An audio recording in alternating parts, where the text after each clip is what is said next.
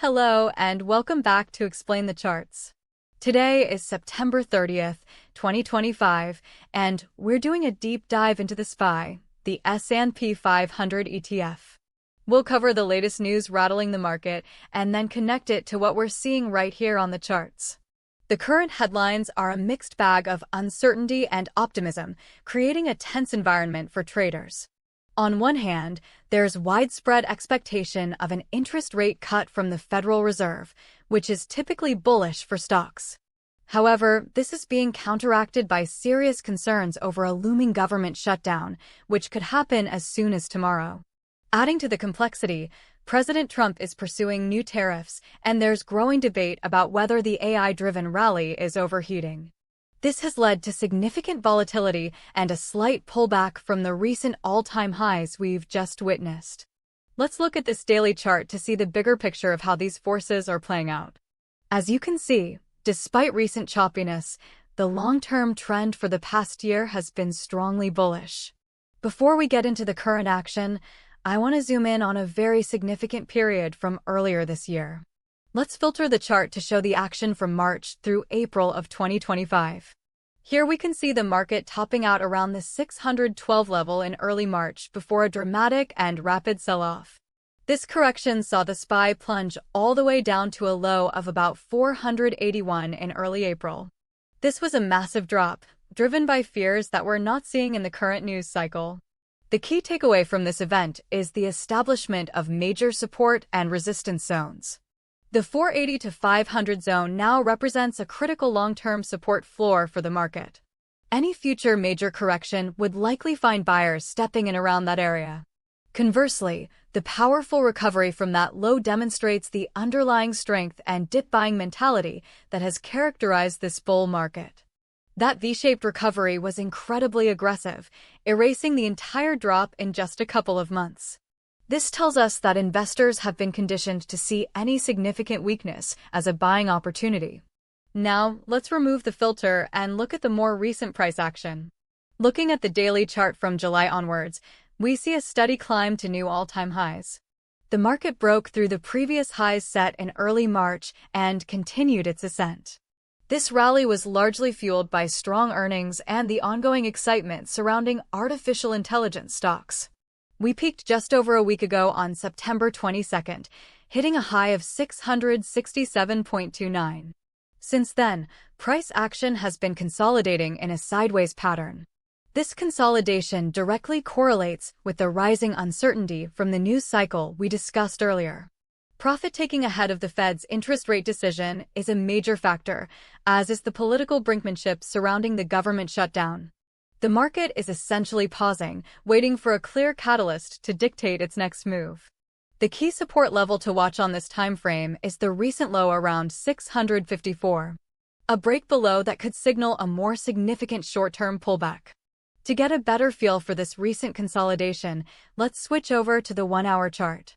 Here we can see the price action for the last few trading sessions in much greater detail. Notice how the SPY has been trading in a relatively tight range, mostly between 661 and 665. Yesterday's session, on September 29th, saw the price bounce off the 661.86 level before closing near 663.68. This range-bound action is classic price consolidation. Neither the bulls nor the bears have been able to gain control. The upper boundary around 665 is acting as immediate resistance. The lower boundary around 661 is acting as immediate support.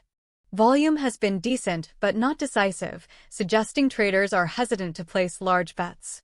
A breakout from this hourly range will likely signal the market's initial reaction to the upcoming news. A break above 665 would be short-term bullish, while a break below 661 would be short-term bearish. Let's drill down even further to the 15-minute chart for an intraday perspective. On the 15-minute chart, we're looking at the fine details of the most recent trading day. You can see the market gapped up slightly at the open yesterday before finding resistance. The entire day was characterized by choppy, sideways movement. The high of the day was 665.28 and the low was 661.86. These two levels define the immediate battleground for day traders. For a bullish intraday trend to take hold, we'd need to see a convincing break and hold above 665.30. Conversely, if sellers push the price below 661.80, it could trigger a quick move down to test lower support levels. This tight intraday action reinforces the idea that the market is coiled and waiting for a fundamental trigger. It's a waiting game, and this chart shows the market holding its breath. Now, let's go back to the daily chart to summarize and lay out our final thoughts. Alright, back on the daily chart, let's recap the critical price levels you need to be watching. Immediate resistance is the all-time high at 667.29. A decisive close above this level would be a strong bullish signal, potentially opening the door to price discovery towards 675 or even 680. Immediate support is the low of last week, right around the 654 level. Losing this level would be the first sign of real weakness, suggesting a deeper correction could be starting. Below that, the next significant support zone is the consolidation area from August, roughly between 640 and 645. So, let's talk about potential scenarios. The bullish scenario, which I believe has a higher probability, around 70%, is predicated on two things. First, the Federal Reserve delivers the expected rate cut tomorrow, and Chair Powell's commentary is perceived as dovish, signaling more cuts could be on the way. Second, Congress manages to avert a government shutdown, even if it's a last-minute deal. If both these events happen, the market will likely breathe a sigh of relief and challenge the all-time highs.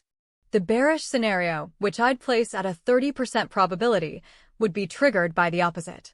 If the government does shut down, creating a data blackout for the Fed, market uncertainty will spike. Additionally, if the Fed's statement is unexpectedly hawkish, perhaps signaling fewer cuts than expected due to sticky inflation, the market would react negatively. In this case, a break of the 654 support level is highly likely, with a move towards 640 as the next logical target. The key things to watch for in the coming days are any headlines regarding a shutdown agreement and the precise language from the Fed's announcement tomorrow. Also, keep an eye on the upcoming September jobs report, as that will be crucial for the Fed's future decisions. This is a pivotal moment for the market, with the charts and the news aligning at a critical decision point. Thank you for watching this analysis on Explain the Charts. Don't forget to like and subscribe for more in-depth content.